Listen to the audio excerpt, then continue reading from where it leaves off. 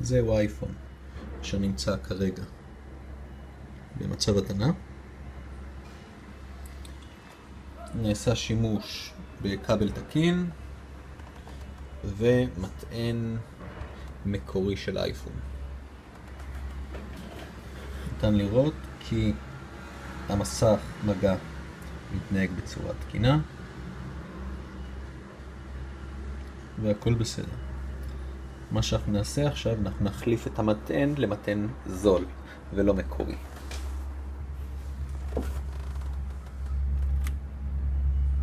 זה המטען.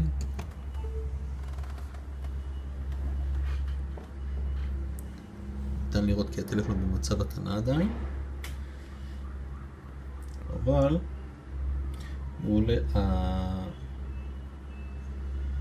המטען הזה לא מוציא מתח וזרם בצורה יציבה.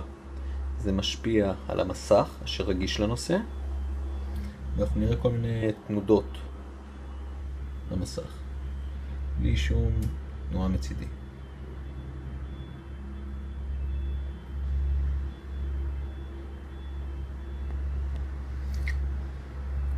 לא נגעתי וזה עשה לבד.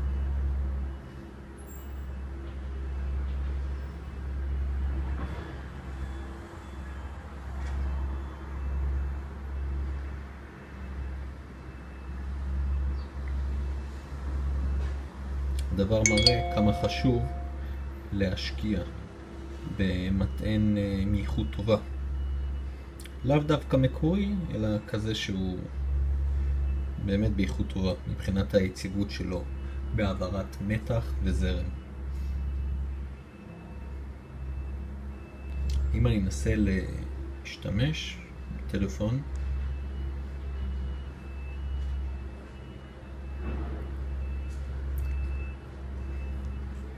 הוא לא מתנהג כל כך טוב.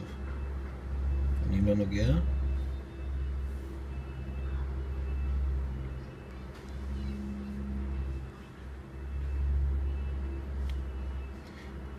אני לא מצליח להזיז.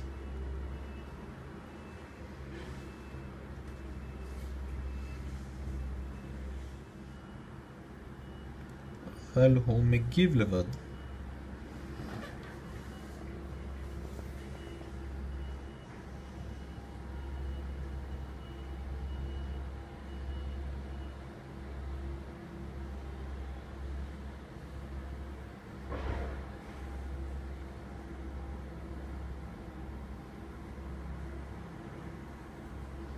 הדבר מראה כמה חשוב להשקיע במטען מקורי או מטען ממותג טוב, כי במטענים זולים נעשים כל מיני פשרות ביציבות הזרם והמתח אשר פוגעות במסך אשר רגיש לנושא.